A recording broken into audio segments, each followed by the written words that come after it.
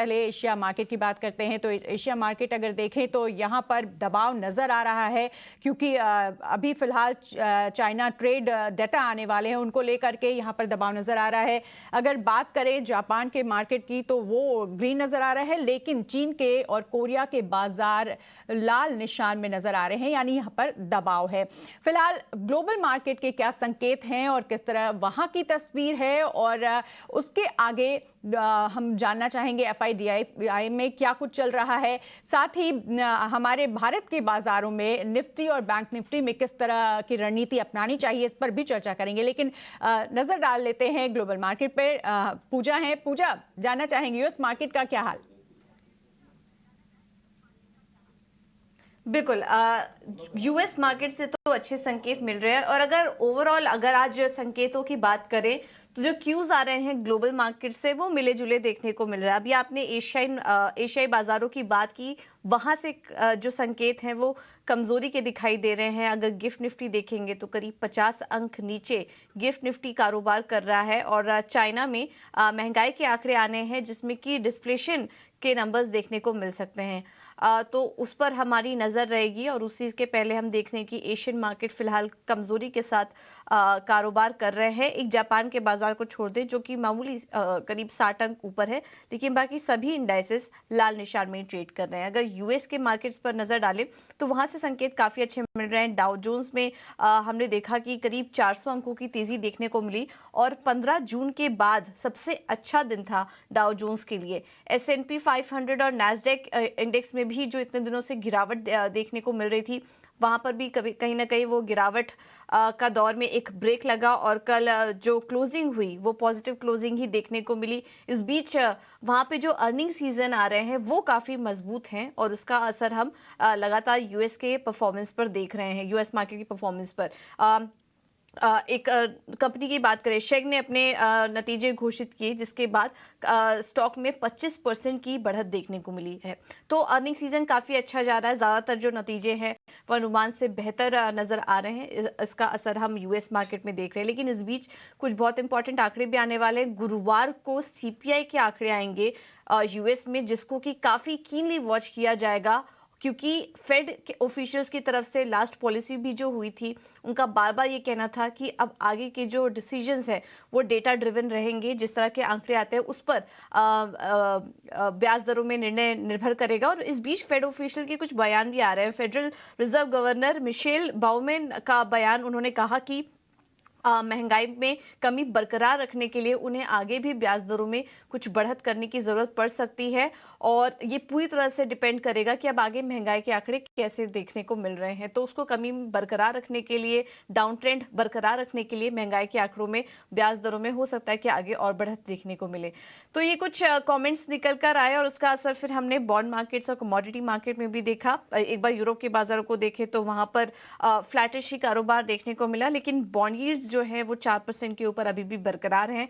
Dollar index 102 के पार है और डॉलर में जो मजबूती और ब्याज दरों में जो बढ़त की बात की जा रही है फेड ऑफिशियल्स की वजह से, उसके बाद हमने देखा कि सोने में हल्की कमजोरी देखने को मिली। और कच्चा तेल भी 4 महीने के ऊपरी स्तर पहुंचने के बाद वहां पर कहीं ना कहीं एक हल्की नरमी, मुनाफा वसूली देखने को मिली कच्चे तेल में।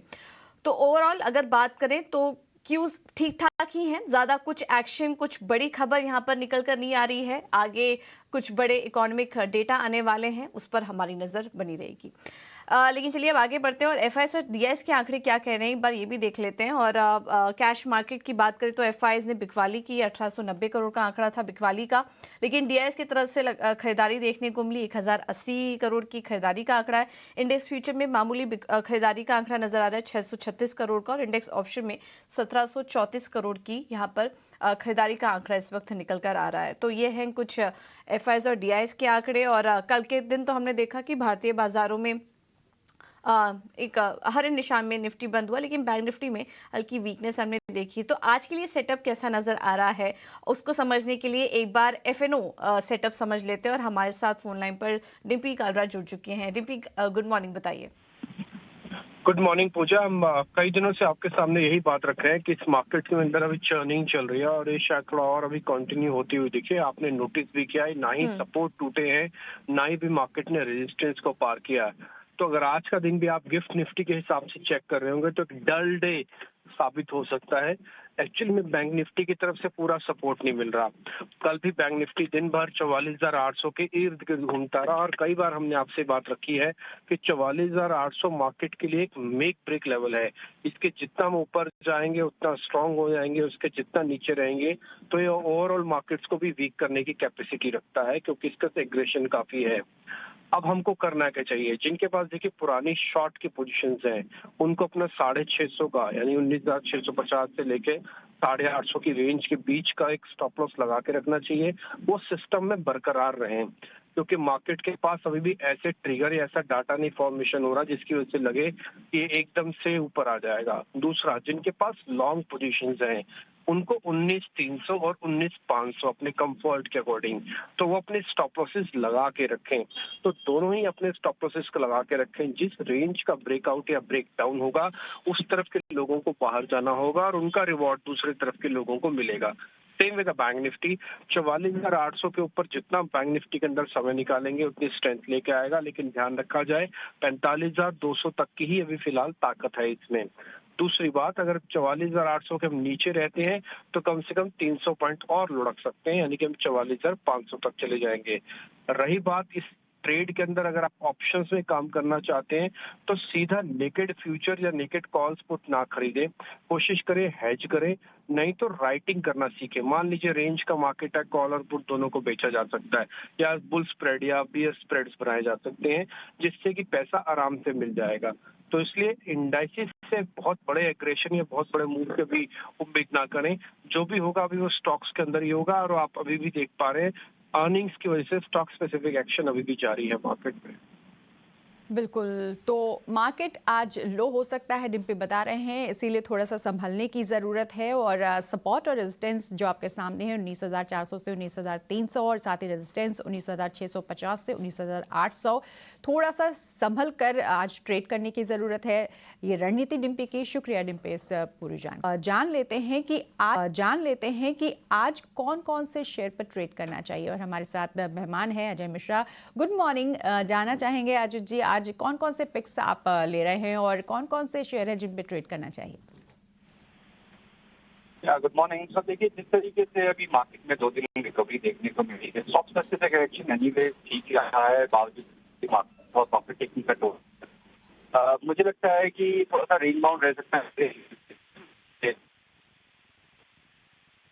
देखने की नहीं है।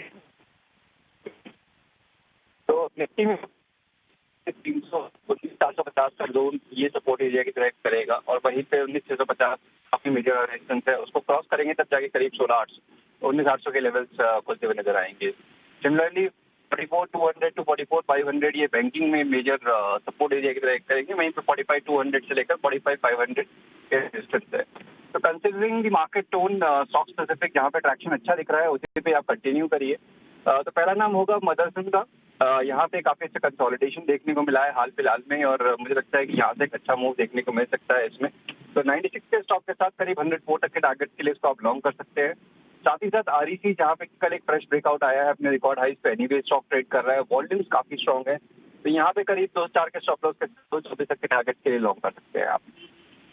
बिल्कुल, तो मदरसन में खरीदारी करने की सलाह दे रहे हैं अजीत। और बहुत शुक्रिया इस पूरी जानकारी के लिए, बताने के लिए कि कौन कौन से शेयर हैं जिन पे ट्रेड कर सकते हैं। हालांकि संभलने की भी सलाह है। शुक्रिया इस पूरी जानकारी के लिए। चलिए आगे बढ़ते हैं और अब बात